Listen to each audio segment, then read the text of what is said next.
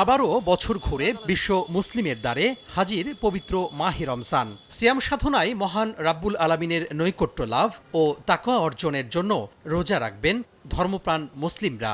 শনিবার দেশের বিভিন্ন স্থানে রমজানের চাঁদ দেখা যায়। রোববার থেকে শুরু হবে পবিত্র রমজান মাস।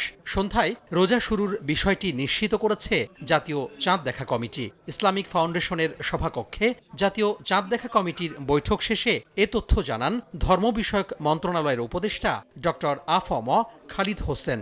বাংলাদেশের আকাশে পবিত্র রমজান মাসের চাঁদ দেখা গেছে। 2রা মার্চ 2025 খ্রিস্টাব্দ রোববার থেকে 1446 হিজরি সালের পবিত্র রমজান মাস গণনা শুরু হবে।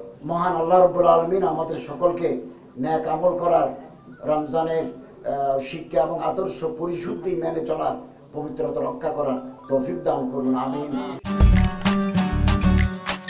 আমি আর ম্যাগি, স্বাদ ও ভালোবাসার দারুণ জুটি ফ্রম নেসলে।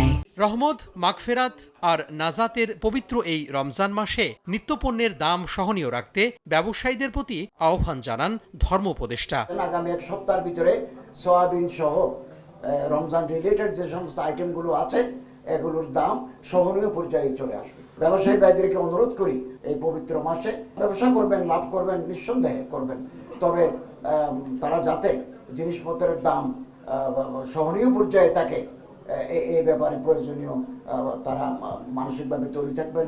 আগামী 27 মার্চ বৃহস্পতিবার দিবাগত রাতে পবিত্র লাইলাতুল কদর পালিত হবে বলেও জানান উপদেষ্টা।